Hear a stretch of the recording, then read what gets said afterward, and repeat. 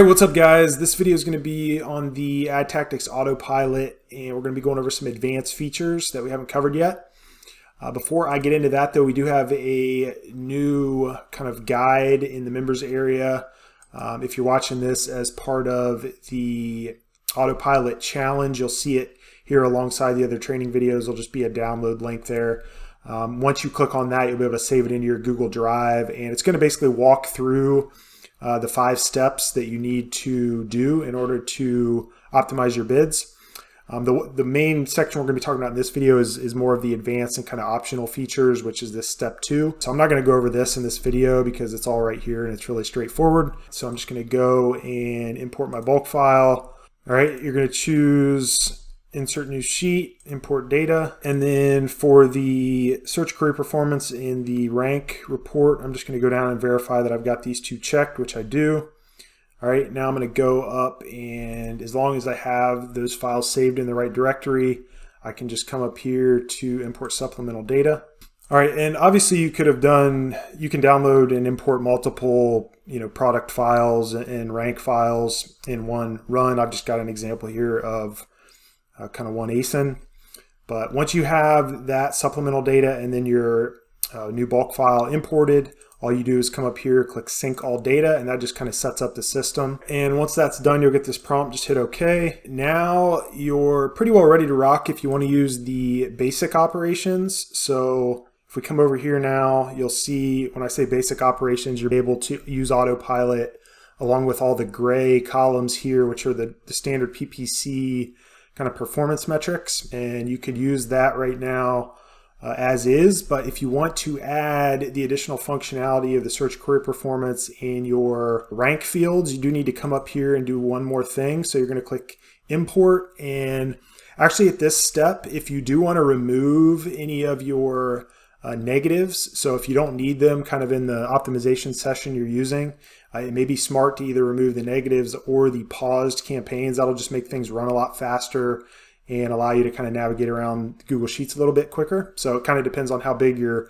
bulk file is, how much data you have stored in there, and then what kind of your goal is and what you're needing to do. But know that that's there and that you can deploy that at this point.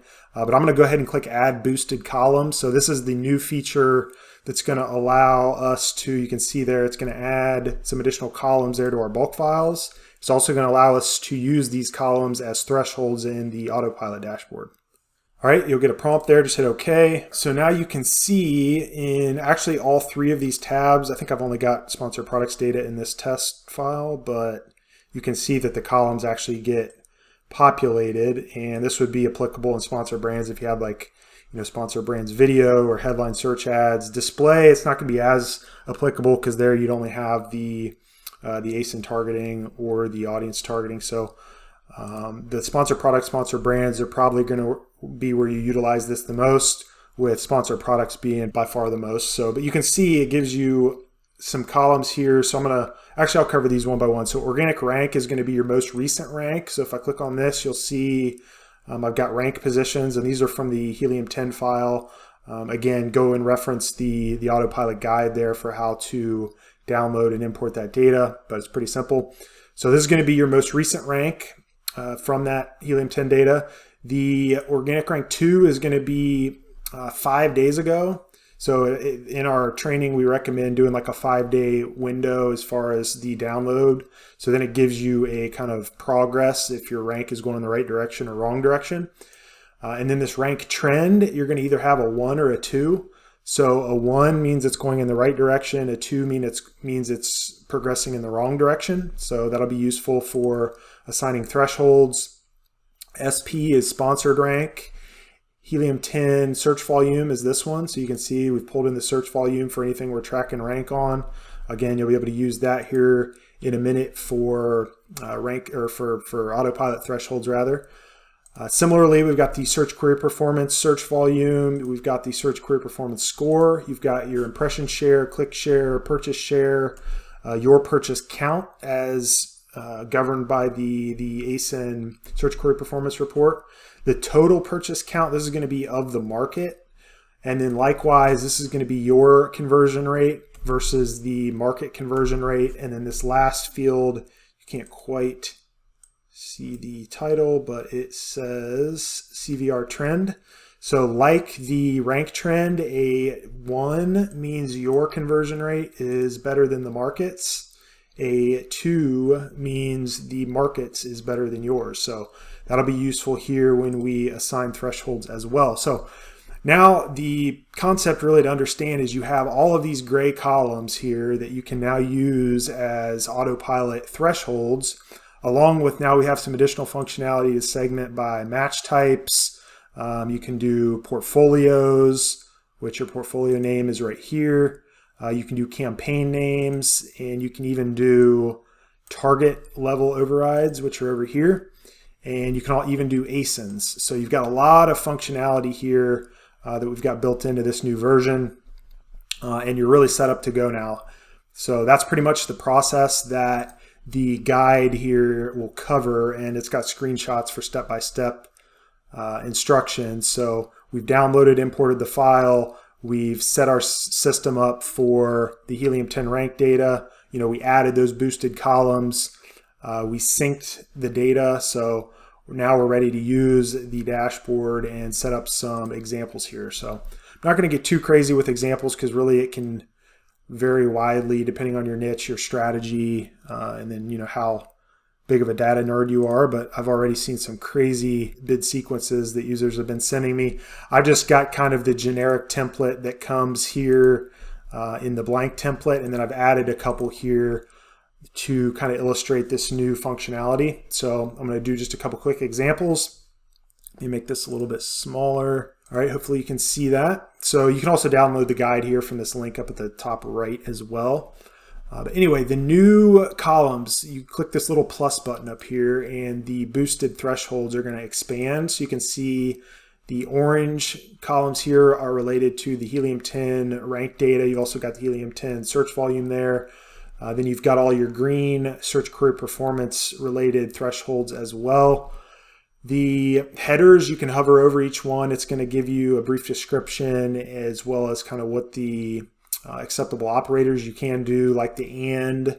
Just make sure you've got a space. So this right now is saying if our organic rank is in between essentially position 1 and 15 and our Helium 10 search volume is showing greater than 300, I'm going to, in this case, just set the bid to $1. So go back and watch some previous training videos to get a better understanding of all of these kind of formulas and adjustments, but basically got some basic adjustments here, and then you've got some bid formulas. This one here is a kind of new slant on the modified bid CPC formula. So what this one's saying is if the modified bid taken into account the CPC from column AL here, if that ends up calculating to be less than the current bid that we're bidding, then we're going to actually increment it up by a fixed amount. So you can see an example down here in the next row where I'm utilizing this. And in this one, I'm saying I want to apply this rule for anything over organic rank 15, but where my conversion rate coming from the search query performance is better. If you recall, the number 1 means our conversion rate's better than the market's. So you can really see the power of being able to assign all of these variables with kind of an and operator to where you're able to really kind of manipulate your targets and deploy the strategy you want. So basically what this kind of scheme is saying is deploy these first 2 rows here first. And if you recall from the previous training, row 1 is going to fire before row 2, and then so on and so forth, working your way down. So you just want to make sure you've got kind of a unique rule number, and then you've got the ones you want to apply first at the top, and then kind of cascade down. So really the easiest way to learn this, if you haven't played around with it yet, is just to kind of import your data and go ahead and just click the run button and just let it run. It's not gonna do anything that you can't reverse, or you can run sequential runs and tweak things as you go. It's just kind of the best way to figure things out and to get an idea of what's going on. So click on that, and then it's going to just take a few seconds here, and you'll see it updates the statistics over here. So these are all of the enabled targets that got impacted by your rules. So it's basically saying 14 sponsor products targets met this criteria and should have been changed to a bid of value 1. So what you can do to confirm that, just go over to your sponsored products campaigns, and I'm going to just go to the bid rule. So this column slides out when you run that, and I'm just going to click on number 1 there. So I'm going to clear that, show just number 1, and you'll see these are the targets that it was talking about that got impacted. So there's what, 14 targets there, and you can see they all got changed to bid number 1. You can see my rank over here of organic rank less than 15. So you see Helium 10 search volume, it's all over 300. So this is a really good way, just kind of when you're first getting acclimated with the tool, to learn what it's doing. You can kind of guess and check and be like, is that really what I wanted to do? And if it's not, you can always back up and tweak your parameters, rerun it until you really like kind of the cascade of how it impacted all of the different segments and targets. So I don't have, like I said, the sponsored brands or sponsored display data in here in this example, but it would react the exact same way. Essentially with this all ads selected, it's going to impact all 3 ad types. Now, one new functionality we have in this version as well, if you click this plus button here, you're going to see you're going to actually be able to segment out by match type and ad type. So let's pretend on this first one, I actually just wanted to impact the sponsored products exact match. So you can see when I did that, you want to make sure you unselect the all ads, and then you can hide this again, and it changes colors. That just kind of signifies that you do have something selected. But if I rerun this now, just keep an eye on this. So it was 14, and we have, let's see if we have multiple match types. Maybe we don't. Yeah, we have some phrase. We have, okay, so this one will be good. So let's go back, and just to kind of illustrate how this works, I'm just going to rerun it. All right. And watch this number 14. It should change here. So there you go. It changed to 5. So now we'll confirm that. We'll come back over here and we'll check rule number 1 again. So you can see it just changed the exact match, and all those other phrase match then would have gotten kicked down to the next rule, because, you know, the next rule where the criteria was met, which probably would have been, I wasn't paying attention, probably one of the ones down here. So anyway, you can definitely combine and segment things now, probably an infinite number of ways. So it, again, just kind of depends on what your strategy is. Let's take it one step further here just to kind of really drive the point home. And let me see. Okay, these are all in the same portfolio. Let me see if I can cheat it here. So let's call this test. I don't know if this will work or not, but let me just try to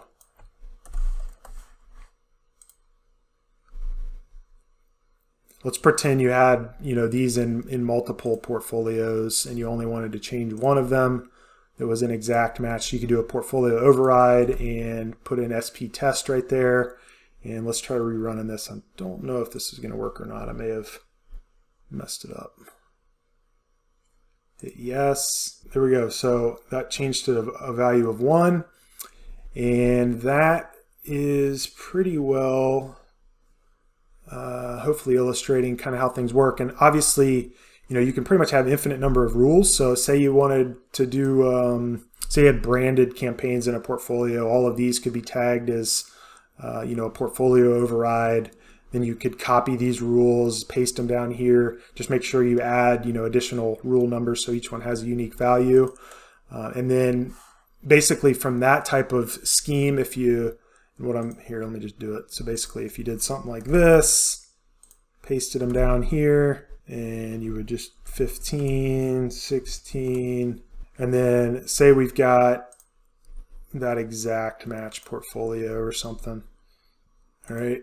So you can basically segment your criteria by any of these override types and by match type.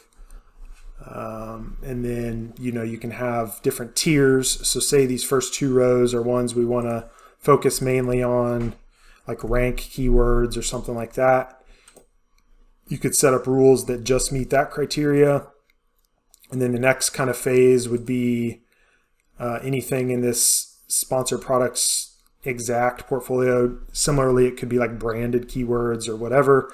And then the last line of defense is basically everything else that hasn't met a criteria yet. So if we run this, we're going to get a much different kind of cascade effect of results. And this would obviously allow you to change the thresholds up in this portfolio override versus kind of every other target that has not met any of the criteria. So we'll see here in just a second. All right, so there you go. You saw those numbers change. And then you want to keep an eye out here in the no rule target. If you have any values up here, it means you have some targets that are not getting changed. So the easiest way to look into those is if you just hop up to the optimize, go to autopilot rules, and you can review unchanged targets and just click any one of those. I don't have any, so my sponsored product sheet wouldn't show anything, but if you did click that, you could hop over to your sponsored products and it would show the rows that don't meet the criteria. Then you would just have to figure out, which thresholds you need to set in order to modify those. But the only other thing, we've got a notes field we added here. So you can either like right click and you can add notes in the cell. So you got to click on a unique cell to do that. So insert note, or you can use this field to actually type in notes, and you can actually expand this column if you want. So that's just kind of a manual text field. You've also got all the columns out here to the right you can use. Anyway, all right, guys, hope that helps. This tool is getting really powerful, and if you have any feedback or any suggestions, definitely send it out to support. We will be adding some additional kind of campaign and placement optimization functions here soon, but I think it's really coming together. So I'll see you guys on the next training. Cheers.